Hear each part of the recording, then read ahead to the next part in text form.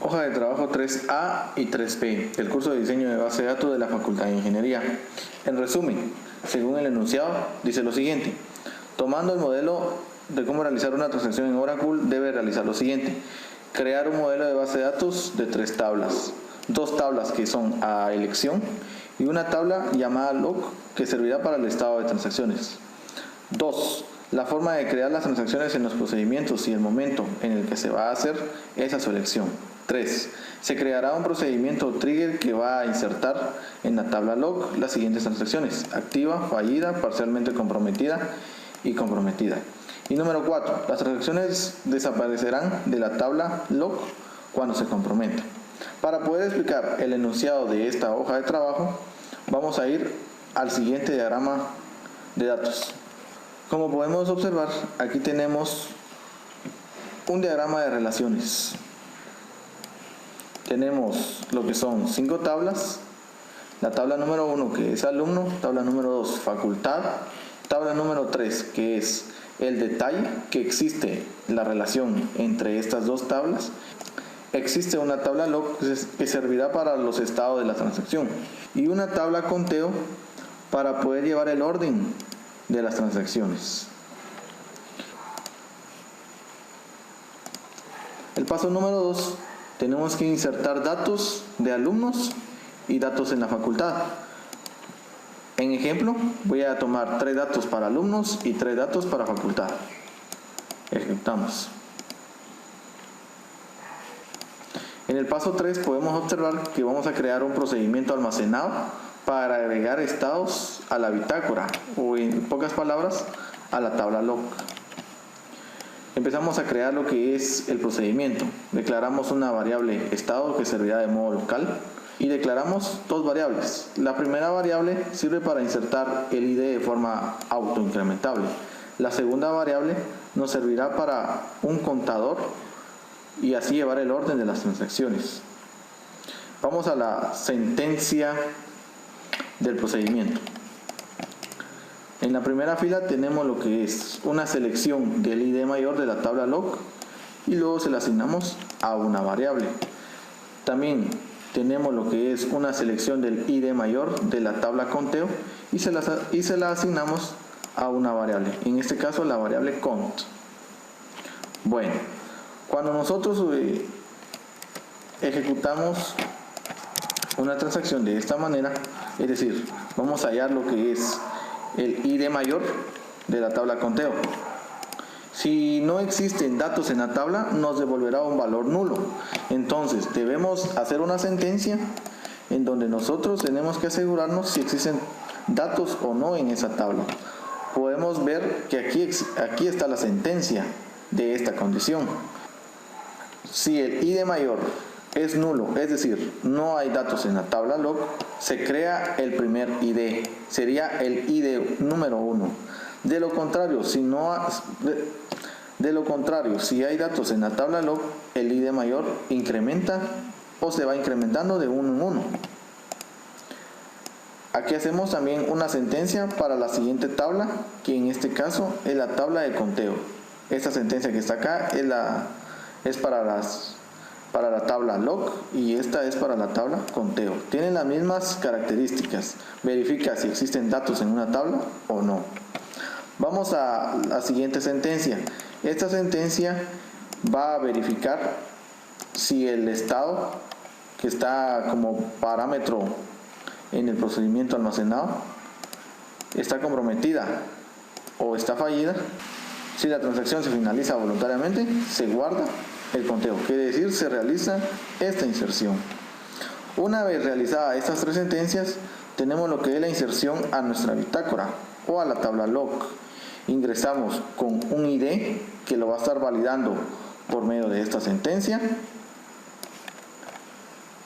Va a concatenar lo que es T-, que es el identificador de la transacción, y luego el contador, si es transacción 1, transacción 2, transacción 3. Esto lo valida acá. Y el estado, por ejemplo, puede estar comprometida, fallida, parcialmente comprometida. ¿Cuáles son los estados de transacción? Podemos observar este pequeño diagrama que nos va a que nos va a ejemplificar cada uno de los estados. Cuando el estado esté activo, es porque es un estado inicial. Luego de ejecutar lo que es la última instrucción de la transacción, pone a un estado parcialmente comprometido. Y basta con ejecutar la palabra reservada commit para así poder pasar la transacción a lo que es un estado comprometido. Eso sería si no existen fallos en la transacción. Vamos por el otro lado, en donde van a existir fallos. Está el estado inicial. Si encuentra errores en la transacción, se va a ir a un estado fallido y basta con ejecutar la palabra reservada rollback para poder restaurar los datos y poder abortar lo que es la transacción. Es aquí en donde se van a ingresar los estados de cada transacción, se van a insertar en la bitácora. Luego hacemos una sentencia que dice que si el estado es comprometido, entonces va a eliminar cada una de las transacciones que se han hecho anteriormente. Para poder visualizar detalladamente cada uno de los pasos de este procedimiento almacenado, nos vamos a ir al cuarto paso, que es la ejecución de transacciones. Podemos observar aquí lo que es una transacción que se inicializa con la palabra reservada begin y se finaliza con la palabra reservada end. Ahora, ¿qué tenemos acá? Este código de excepción es cuando encontramos algún tipo de error. Como en este caso no hay errores, podemos decir que pasa desapercibido este código, que no lo va a leer, porque probamos. Nos dice procedimiento terminado correctamente. Vamos a verificar nuestra bitácora. Ejecutamos.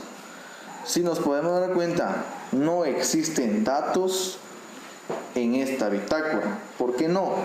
Si nosotros ya ejecutamos la transacción, es por la sentencia que teníamos en el procedimiento almacenado de poder borrar todas las transacciones realizadas cuando el estado llegue a un estado comprometido. ¿Qué pasa si a este procedimiento almacenado le borramos esta sentencia? Volvemos a actualizar el procedimiento almacenado, está ejecutado y volvemos a cargar la transacción. Cargamos la transacción. Ahora miramos qué hay en nuestra bitácora.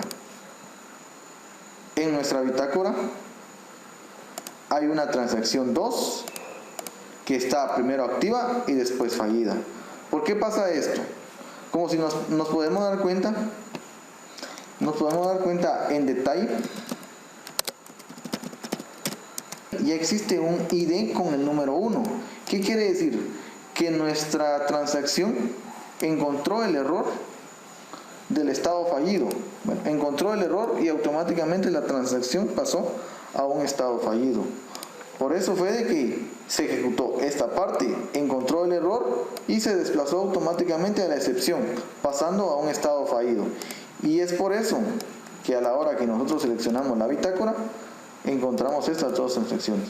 Pero ¿qué pasa si vamos a ingresar un detalle con ID 2? Lo ejecutamos, no nos tiene que dar error. Ejecutamos, ejecutado, y ahora miramos qué hay en nuestra bitácora. Si nos podemos dar cuenta, bueno, vamos a ordenar esto un poco. Como nos podemos dar cuenta, existe la transacción 2 que se realizó, que fue la que estábamos ingresando con un ID ya repetido, y lo que es la transacción 3, que es una transacción correcta. Pasa lo que es a un estado activo, luego sería un estado parcialmente comprometido, y por último podemos darnos cuenta que esa transacción se realizó con éxito. ¿Por qué? Porque pasa a un estado comprometido. Y como nos podemos dar cuenta, así es la funcionalidad de una transacción. Espero que haya quedado claro lo que es una transacción y cómo ver cada uno de sus estados. Este video se ha realizado con finalidades de educación de la Universidad Mariano Gálvez de Guatemala, extensión San Pedro Zacatepeques, San Marcos. Hasta pronto.